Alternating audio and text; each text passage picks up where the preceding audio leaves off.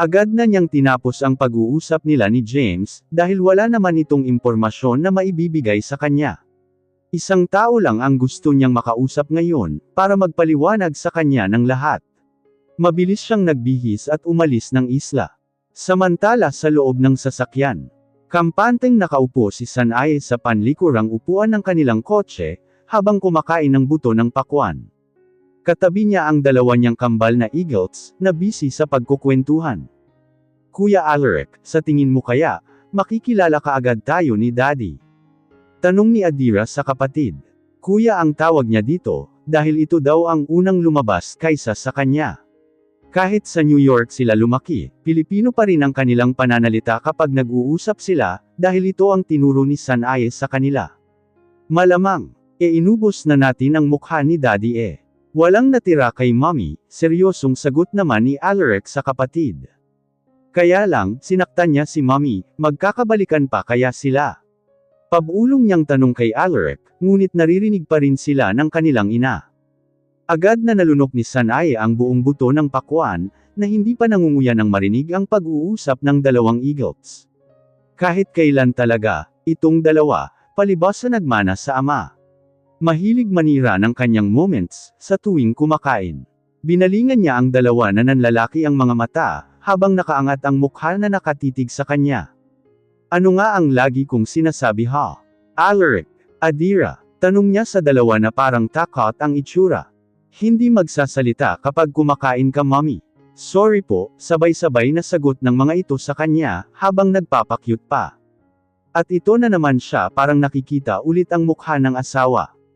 Sa tuwing magpapakyut ang mga ito sa kanya. Kaya ayaw niyang magsalita ang mga ito. Kapag kumakain siya dahil laging bukang bibig ng mga ito ang ama. Simula nang makita nila ang mukha nito na nakabalandre sa internet. Matatalino ang mga anak niya, na halata namang nagmana sa kanilang ama. Kaya ito lagi ang ginagawa ng dalawang eagles na ito para hindi niya magawang magalit sa kanila. Ang magpapakyut, habang kinukurap-kurap pa ang malaabuhin nilang mga mata. 7 years ago, sinakripisyo niya ang sarili para lang patunayan ang pagmamahal niya kay Draco. Ngunit hindi niya inaasahan na pati anak niya ay nadamay. Dahil lamang sa kanyang pagpapakatanga. Mabuti na lang at nalaman kaagad ni Axel na buntis siya. Dahil sa result ng mga laboratories niya, kaya naisalba kaagad ang mga ito. Nalaman ito ng kanyang lolo, kaya napilitan si Axel na ipalabas na namatay na siya para makaligtas siya. Kaya iyon, paggising niya nasa ibang lugar na siya. At doon lang pinaliwanag ng kanyang lolo ang lahat na nangyari sa kanya. Nahirapan siyang makalimutan ang lahat sa nakaraan nila ng asawa. Mahal na mahal pa rin niya ito, ngunit marami nang nagbago. Bumalik ang ulirat niya nang marinig ang boses ng kaibigan niyang si Erame, isang nurse, at ito na lagi ang kasakasama niya, sa tuwing may inooperahan siya. Sinama niya ito ngayon, dahil dito muna sila sa Philippine branch ng Sanai Hospital Mamalagi, habang iniimbestigahan niya ang mga taong kasangkot, sa pagkamatay ng mommy at daddy niya. May sinasabi ka ba, Erame? Tanong niya sa dalaga. Ngumiti lang ito, at inulit ang tanong sa kanya.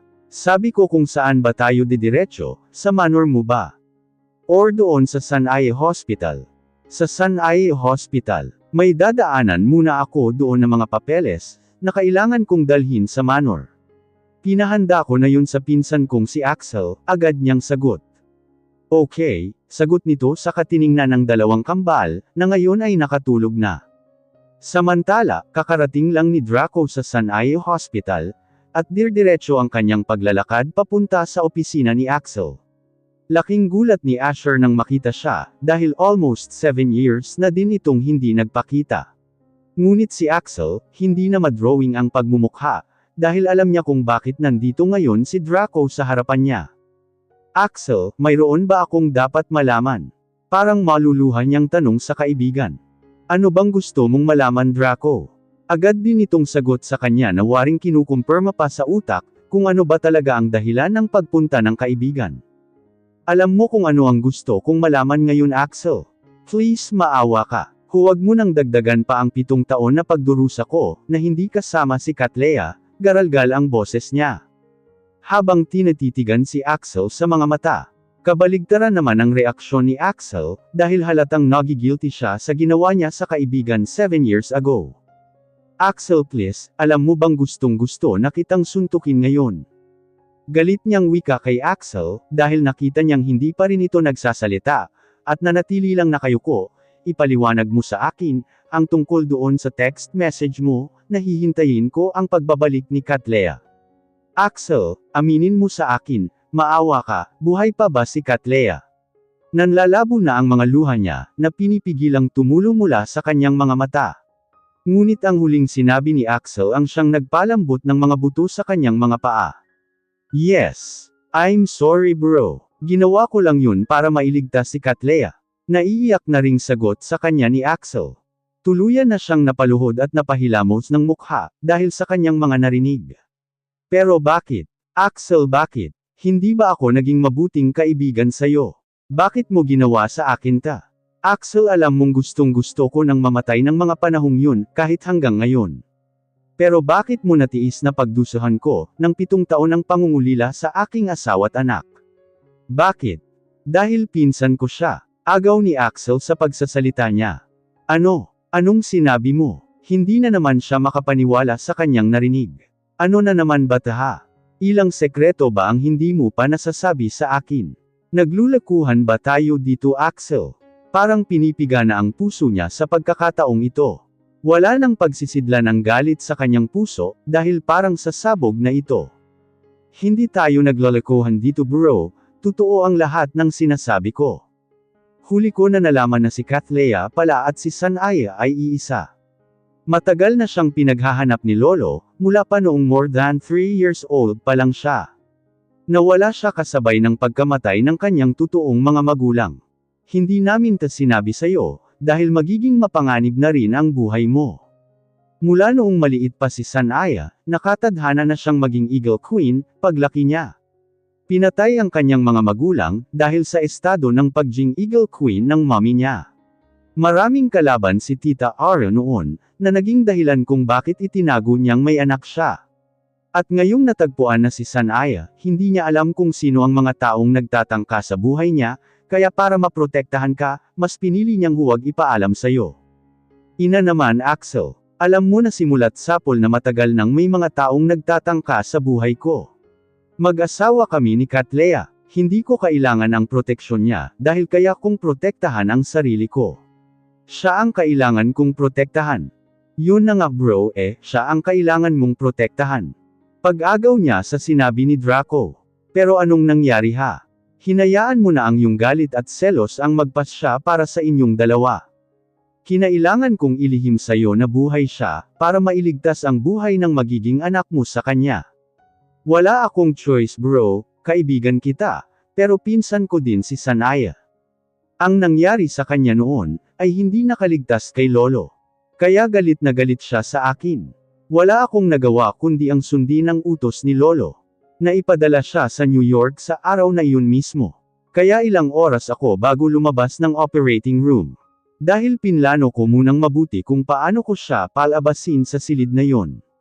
Nang hindi mo nalalaman dahil nakaabang ka sa labas. Pagkatapos ng matagumpay na operation, ay inject ko sa kanya ang gamot na nakapagpatigil ng pagtibok ng puso niya, at mapagkamalang patay na nga talaga siya, dahil pinalalamig nito ang temperatura ng kanyang katawan sa loob ng 15 minuto. Napakalaking risk ang ginawa kong iyon para sa kanya, at sa mga anak niya, ngunit iyon lang ang tanging nag-iisang paraan, para hindi mo sila masundan sa Amerika. Within 13 minutes ay agad din siyang nabigyan ng antidote ng mga doktor, na nakaabang sa kanya sa private jet noon, kaya bumalik ulit sa normal ang tibok ng kanyang puso. Kung alam mo lang bro, 7 taon din akong nagdurusa, at nakokonsensya dahil sa ginawa ko sa'yo, I'm sorry bro. Nanlulumo ang reaksyon ni Draco, habang patuloy pa rin sa pag-agos ang kanyang mga luha. Kung alam mo lang sana Axel, ngunit huli na ang lahat para sa amin. Hindi man kami hahayaan ng tadhana, ulit na magkasama sa pangalawang pagkakataon, masaya pa rin akong malaman ngayon, na buhay siya at ang mga anak namin. Siguro tama ka, hindi ko dapat malaman ang lahat. At sana hindi ko na lang ninais pa na alamin ang buong katotohanan sa nakaraan, dahil wala din naman silbi yun ngayon, dahil di magtatagal mawawala din naman ako. I'm dying. Kung noon pa sana sinabi mo na ito sa akin, sana ginawan ko ng paraan, para magamot ang sarili ko para sa pagbabalik ni Katlea. Ngunit kung saan naman na akala ko magkikita na kami sa kabilang buhay, akala ko lang pala, dahil doon sa kabilang buhay, maghihintay ulit ako, kung kailan kami magkakasama, parang wala ng buhay ang bawat bigkas ng mga salita ni Draco. Bakas ang magkahalong saya, at lungkot sa kanyang mga mata. Nagulat si Axel sa kanyang mga narinig. Pati si Asher na kanina pa nakamasid, at nakikinig sa kanilang usapan, ay hindi rin makapaniwala sa huling sinabi ni Draco. Wait bro, anong sabi mo? You're dying. Ano kailan pa? Tarantang tanong ni Asher. Magagawan natin yan ng paraan bro, hahanap tayo ng magaling na doktor. 3 years ago ko lang nalaman na may brain cancer ako, hindi ako nagpagamot, dahil akala ko wala na si Katlea. Ang asawa mo, isa na siyang top neurosurgeon sa New York ngayon. Matutulungan ka niya, agad naman sagot ni Axel. Mapait nang umiti si Draco. Ayaw kong ipaalam itong sakit ko sa kanya. Ayaw kong maawa siya sa akin. 1 taon na lang ang nalalabi ko dito sa mundo. At ayaw ko na ipadanas pa sa kanya ang sakit, na dinanas ko noong nangungulila pa ako sa pagkawala niya. Naiiyak na ang dalawa niyang kaibigan, sa sobrang awa kay Draco. Gusto nilang maging masaya na ito, ngunit parang pinaglalaroan pa rin siya ng tadhana, dahil ilang araw lang din naman ang saya, na ipaparanat sa kanya, bago siya mawala. Umalis si Draco sa opisina ni Axel, nang hindi namamalayan ng mga kaibigan niya. Dahil busy ang mga ito sa kapapahid ng kanilang mga luha. Pinasigla ulit niya ang kanyang aura, at pangangatawan nang lumabas siya sa opisina ni Axel. Dahil ayaw niyang makita ng mga tao na nanghihina na siya. Habang naglalakad siya sa hallway palabas ng hospital.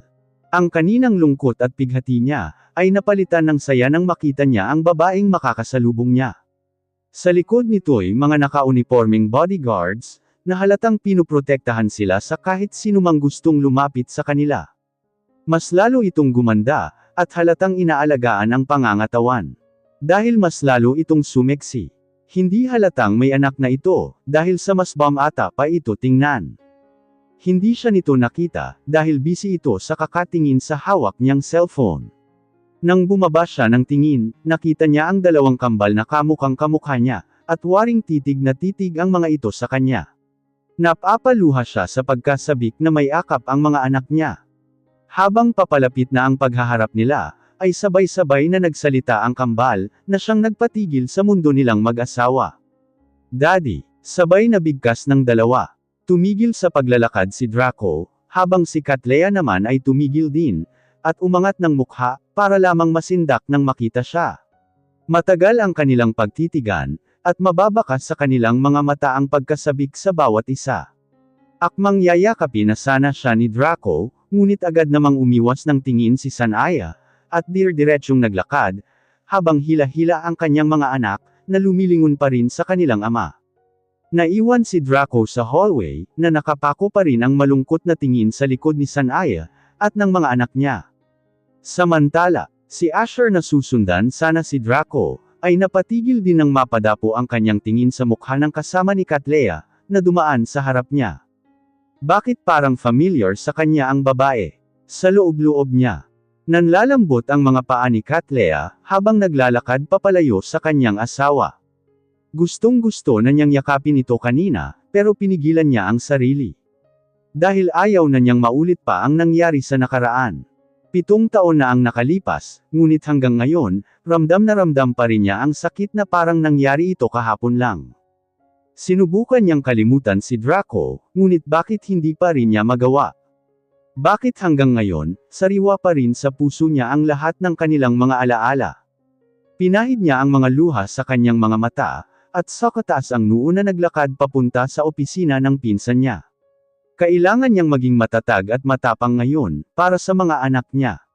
Hindi pwedeng maging malambot ang kanyang puso, dahil lang sa lalaking minahal niya, lalo na ngayon, marami pa siyang dapat harapin, at pagtuunan muna ng pansin, lalo na't malapit na niyang matapos ang kaso sa pagkamatay ng kanyang mga magulang. Pumasok na siya sa opisina ni Axel, at kinuha ang mga dokumentong kakailanganin niya sa kanyang pag-iimbestiga. Sa files na ito, nakarecord ang dahilan ng pagkamatay nila. Akmang lalabas na siya ng pinto nito, nang pinigilan ni Axel ang braso niya.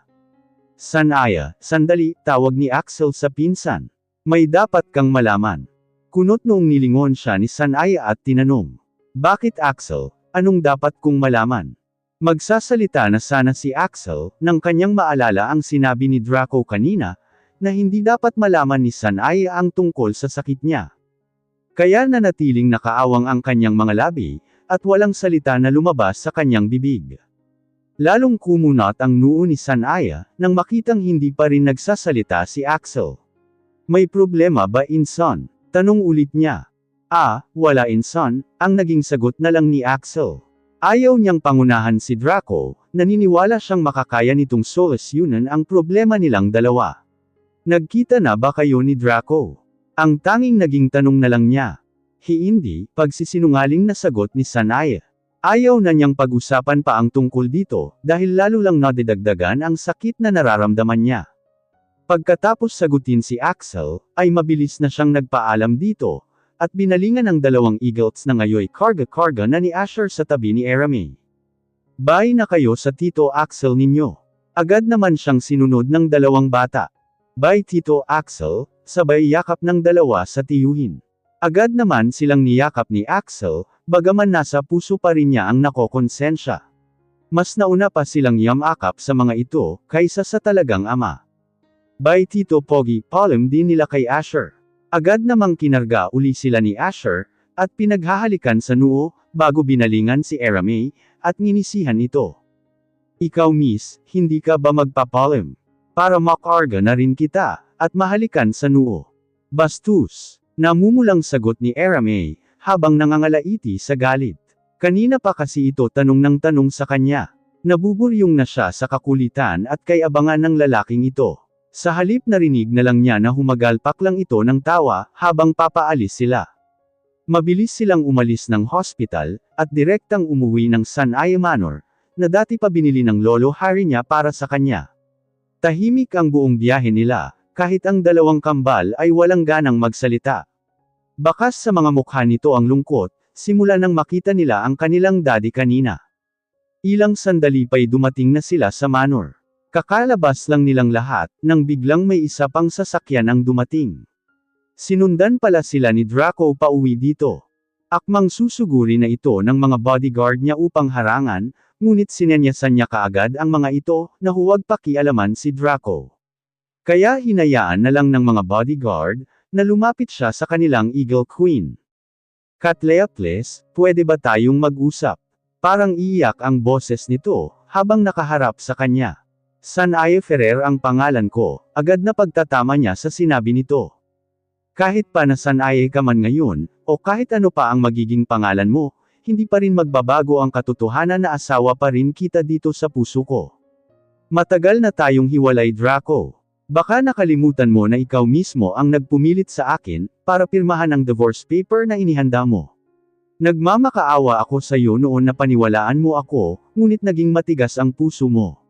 Wala na tayong dapat pag-usapan pa. Umuwi ka na Draco, pagtatapos niya ng usapan nila. I'm sorry Cattleya, sa lahat-lahat ng mga pagdududa, at hindi ko pagtitiwala sa pagmamahal mo.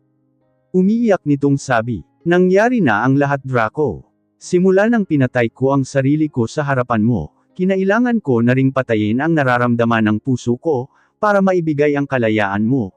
Matapang na sagot ni Sanaya, ngunit halata pa rin sa garalgal na boses niya, na parang iiyak na siya. Umuwi ka na Draco, may mga kanya-kanyang landas na tayo ngayon. Mabilis na lumuhad si Draco sa harapan ni Cattleya, habang nakikipagsabayan naman sa pagbuhos ang mga luha niya. Hindi ko tinanggap ang kalayaan na sinasabi mo babe. Noong pinatay mo ang sarili mo, sinama mo na rin ang kalayaan kong magmahal sa'yo. Nakakulong ang puso ko sa pekeng nicho, na iyon ng 7 taon. Dahil akala ko lubusan nang nawala ang nag-iisang tao, na siyang nagbibigay sa akin ng lakas, upang magpatuloy sa buhay babe, sobrang namiss kita alam mo ba yon? Patindi ng patindi ang pagbagsak ng mga luha ni Draco, habang binibigkas ang mga salita, na matagal nang gustong kumawala sa kanyang dibdib. 7 taon akong nagdurusa, at nangungulila sa pagkawala mo babe. Kaya huwag mong sabihin sa akin na pinalaya mo na ako, dahil hanggang ngayon, nasayo pa rin ang puso ko. Di na mapigilan ni Sanaya, ang mga luhang gustong kumawala, mula sa kanyang mga mata. Nasasaktan siyang makita si Draco sa ganitong sitwasyon. Mapatla ang mga bibig nito, at medyo hamaba na rin ang mga balbas niya, na halatang matagal nang hindi nakapag-ahit. Napabayan na niya ang kanyang sarili, at mahahalata na malaki na ang pinayat ng katawan nito. Alam kong may mga anak tayo babe, sana huwag mo akong pagbawalan ng kahit may akap man lang sila. Hindi pa man natapos ni Draco ang sasabihin pa sana, nang bigla may mga maliliit na bulilit na yamakap sa kanya, habang nakaluhod siya. Daddy! Agad na sigaw ng 2 eagles, na nagsipag-unahan sa pagyakap sa daddy nila.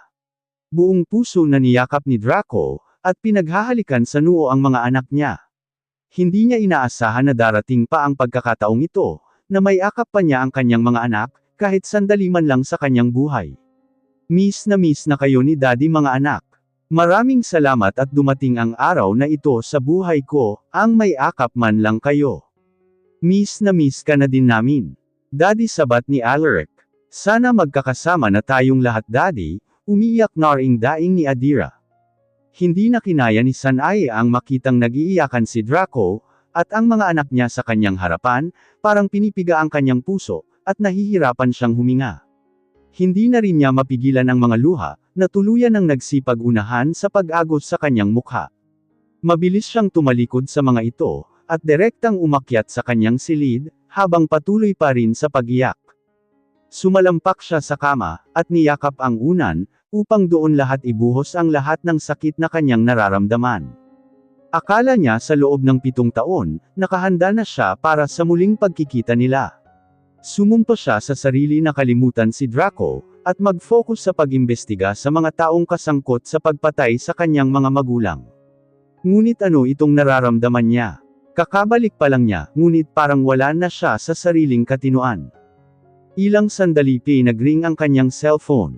Hello, matamlay na sagot niya sa kabilang linya. Oh, bakit ganyan ang boses ng mahal ko? May nangyari ba? Tumigil ka Dwayne, wala ako sa mood ngayon para asarin mo, ano bang tinawag mo? Importante ba? Kung hindi kailangan ko nang magpahinga. Wow hanep naman mahal. Umuwi ka lang ng Pilipinas na kinalimutan mo na kaagad ang pinagsamahan natin. Nakakatampo naman iyan.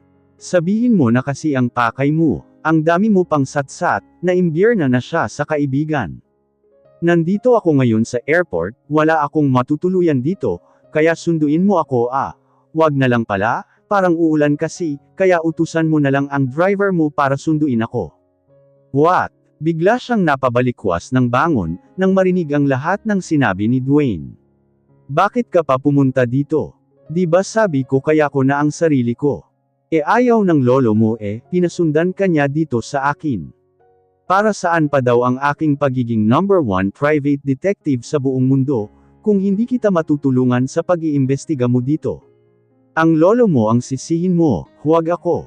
Nagpakawala na lang siya ng malalim na hininga, at saka tinawagan si Mang Juan, ang kanyang personal driver ngayon, upang sunduin si Dwayne sa airport. Lumabas siya sa kanyang silid, at napansing nasa loob na ng sala ang 2 niyang anak. Siguro umalis na si Draco, sa loob-loob niya. Hindi na lang niya ito binigyan ng pansin, at dumiretso na sa kanyang study room, dala-dala ang dokumento na hiningi niya kay Axel kanina. Mga 2 oras na siyang nakaupo sa loob ng kanyang study room, nang maisip niyang lumabas, upang tingnan kung dumating na ba si Dwayne. Nasa harap na siya ng pinto, at akmang bubuksan na sana niya ito, upang tingnan kung nasa parking lot na ba sila Dwayne, ay siya namang pagbukas nito, at inuluwa ang pagmumukha ni Dwayne na parang nang-aasar. Nagulat pa siya nang bigla siya nitong niyakap ng mahigpit. Mahal, sinasabi ko na nga ba, hindi mo rin ako matitiis sabay tulak nito sa kanya papasok sa loob ng bahay. Kunot noong tiningnan niya si Dwayne. Nagtataka siya sa inasal nito sa kanya. Teka, ano ba ang nangyari sa'yo, at bigla kang nangyayakap kaagad? Ito sabihin ko sa'yong lalaki ka ha, hindi porket kaibigan kita nasasanay ka na sa kaya yakap sa akin, iba ang New York, iba din ang Pinas. Huwag kang ang masyadong intimate sa akin. Kaya ayaw kitang isama dito alam kong bebwaisetan mo lang ako. Nakakairite ka. Hep, yang bunganga mo talaga Sanaya, masyadong bungangera. Daig mo pa ang manok na mga ngitlog sa kakaputak-putak. Ang dali mong ma-high blood. Aminin mo nga sa akin, yung lalaki ba na nakita ko at nagpapaulan sa labas, siya ba ang ama ng mga anak mo? Nagulat siya, bagamat nagtaka sa lalaking tinutukoy nito. Sinong lalaki? Tanong niya. Bakit hindi mo tingnan sa bintana kung sino? Mabilis siyang sumilip sa bintana, at nakita niya si Draco na pumapahid ng luha, habang papasok sa driver's seat ng kanyang kotse. Ilang minuto na ang nakalipas, simula nang umalis ang sasakyan ni Draco, ngunit nanatili pa ring nakaawang ang mga labi ni Sanaya, habang tula lang nakatingin sa parking lot. Ang lupit naman ng asawa mo. Ilang oras na yata yun nakaluhod sa labas ng bahay mo, para mahingi ang iyong kapatawaran. Magagawa ko kaya yun. Inirapan na lang siya ni Sanaya, at pumasok uli sa kanyang silid. Samantala, bumalik uli si Draco sa kanyang isla. Hindi niya alam kung paano siya nakarating dito. Dahil puno ng selos at sakit ang kanyang nararamdaman ngayon. Kung dati nadadaig siya ng galit niya, sa tuwing makitang may kausap na ibang lalaki si Katlea. Ngunit ngayon, hindi niya magawang magalit sa asawa. Ayaw na niyang maulit pa ang nangyari noon. Mahal na mahal niya si Katlea, at kahit nadudurog man ngayon ang kanyang puso, dahil nakita niya ang lalaki na yamakap sa asawa, habang tinatawag siyang mahal, mas minabuti na lang niyang makontento na matingnan ito sa malayo, kaysa hindi na niya talaga makita ito kailanman. Isang taon na lang ang natitira niya dito sa mundo, at masaya na siyang makita at maiwan si Sanaya sa piling ng iba, basta't mahal siya.